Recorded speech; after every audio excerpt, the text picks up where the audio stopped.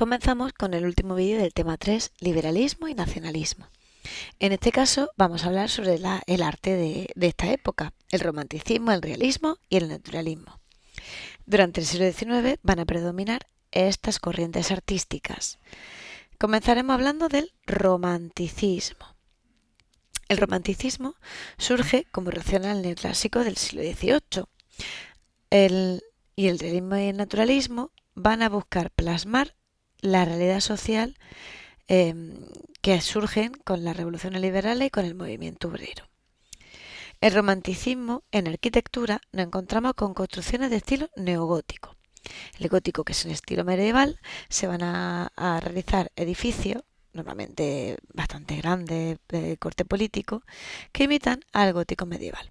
Este es el Palacio de Westminster en Londres. El romanticismo, ¿qué es lo que busca? Busca la defensa de la libertad individual, la manifestación de los sentimientos y la búsqueda de exaltación del pasado nacional. El romanticismo no solamente era un movimiento artístico, sino también de pensamiento y de sentimiento. Estaba de moda ser romántico, defender los sentimientos por encima de la razón, para expresarse de manera artística, para defender al individuo por encima del colectivo y buscar en el pasado esa exaltación de la nación que está surgiendo ahora en el siglo XIX. Y claro, todo el mundo busca en su pasado. En Europa, cuando miramos al pasado, vemos la Edad Media. Y por eso se buscan o se crean edificios de corte medieval, en este caso neogótico. En la pintura, los temas van a girar en torno a sentimientos de amor, desamor, de exaltación, de lucha.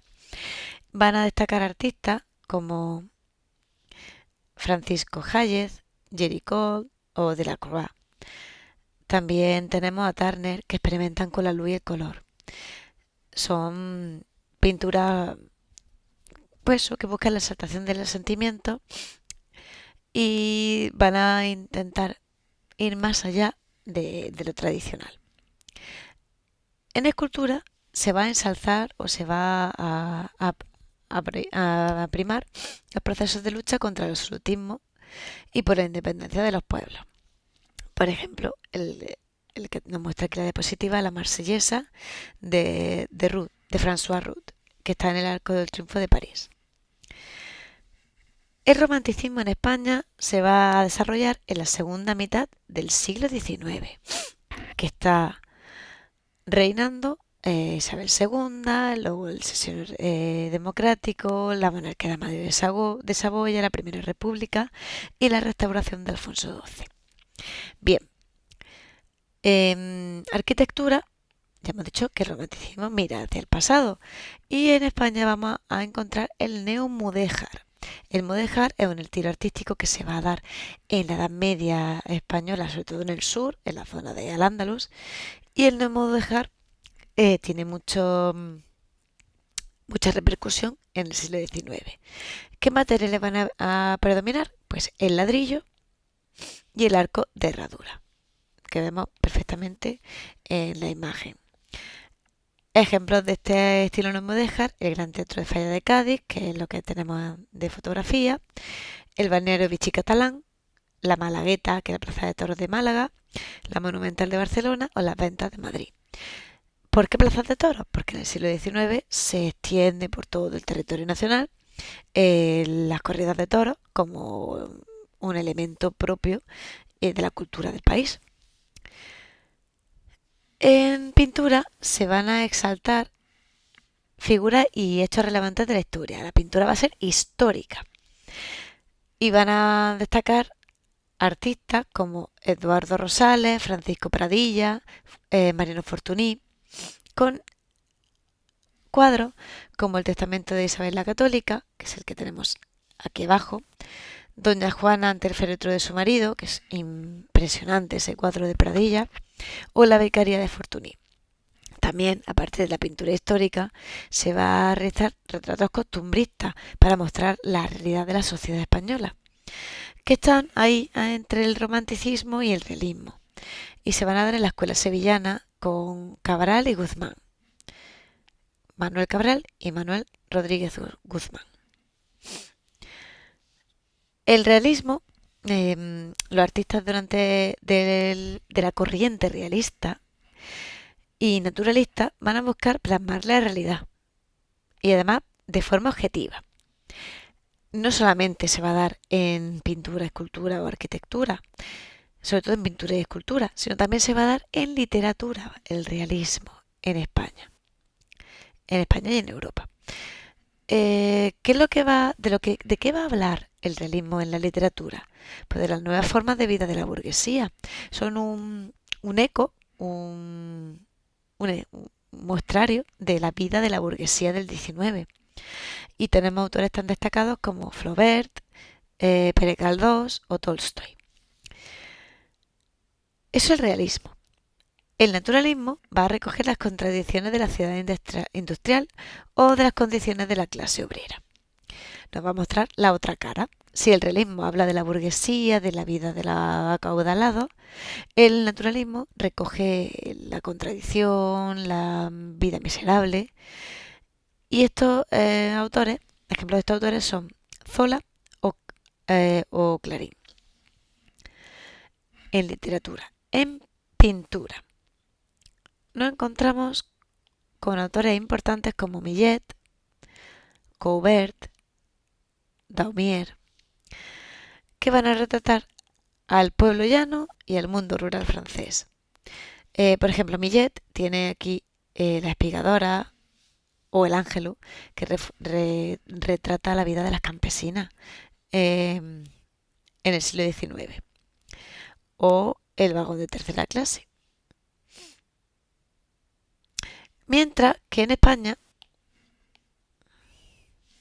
va a sobresalir otra corriente que es el retratismo. Mientras que en pintura se retrata normalmente el pueblo llano y el mundo rural francés, en España se va a dar el retratismo, el retrato de personas importantes. Y tenemos autores como Madrazo, Gisbert o Esquivel. Madrazo va a retratar de manera exquisita a miembros de la corte. Tiene un retrato de Isabel II o este de la condesa de Vilches que tenéis aquí en el lateral. Gisbert va a retratar a Amadeo de Saboya, Amadeo I, y Esquivel va a retratar a Espronceda, al escritor.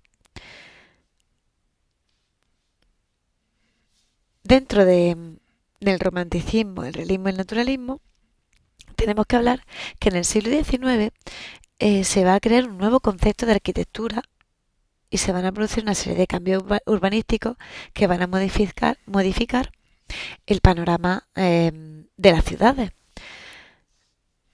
Tenemos que hablar de planes urbanísticos, de la arquitectura del hierro y del modernismo o Art Nouveau, que a mí personalmente me encanta. En cuanto a los planes urbanísticos, el siglo XIX va a traer cambio a las ciudades y van a propiciar los ensanches, que es ampliar la ciudad de manera que la nueva burguesía pueda tener zonas bien planificadas, bien organizadas, y van a destacar en España Ildefonso Cerdá y Arturo Soria. Ildefonso Cerdá va a idear el ensanche de Barcelona y Arturo Soria el proyecto de Ciudad Lineal de Madrid. El ensanche de Barcelona se va a dar a través del esquema de cuadrícula. Cerdá plantea la división en cuadrado o manzana, donde los edificios dejan dentro, en su interior, un espacio para zonas verdes o parques. Mientras que la Ciudad Lineal de Madrid, de Arturo Soria, intenta conciliar la vida del campo con la ciudad. Por tanto, dentro de esa ciudad lineal, de esa zona de Madrid, va a haber muchas zonas verdes. Durante el siglo XIX, en el contexto de la revolución industrial, de la expansión de los transportes y del crecimiento de las ciudades, aparece la arquitectura del hierro, el hierro como nuevo material que se va a plasmar incluso en los nuevos edificios o monumentos. Se va a utilizar técnicas y materiales que son novedosos y se van a construir bibliotecas almacenes y estaciones de ferrocarril. De hecho, nosotros tenemos un claro ejemplo de la arquitectura del hierro con nuestra estación de tren, que está diseñado por el mismo autor, por Eiffel, que diseñó la Torre Eiffel.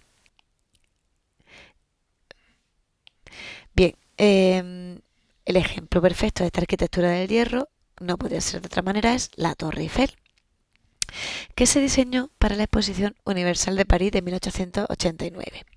Iba a ser desmontada cuando acabase la exposición, pero gustó tanto fue tan controvertida que se ha mantenido hasta el día de hoy. Y no creo que la desmonten nunca jamás. Y también tenemos que hablar del modernismo o Art Nouveau. Este es un movimiento que surge a finales del siglo XIX y busca ensalzar la modernidad y el optimismo, usando nuevos materiales. Los nuevos materiales como el hierro y el cristal. ¿En qué se va a esperar este modernismo, este Art Nouveau? En la naturaleza. Y claro, la naturaleza no es simétrica, no tiene líneas rectas, sino que es asimétrica y tiende a la ondulación. Y esas son las características que va a copiar el Art Nouveau. En España se va a desarrollar este modernismo, que es el nombre que se le va a dar en España, Art Nouveau en el resto de Europa, en España es modernismo, y el principal representante es Antonio Gaudí. Este modernismo se va a dar en España sobre todo entre 1890 y 1912. Y Gaudí va a crear una serie de obras como es la Sagrada Familia de Barcelona, el Parque Güell, la Casa Batlló, el Palacio Episcopal de Astorga, entre otros. Y con esto terminamos el tema 3, liberalismo y nacionalismo. Las dudas las vemos en clase.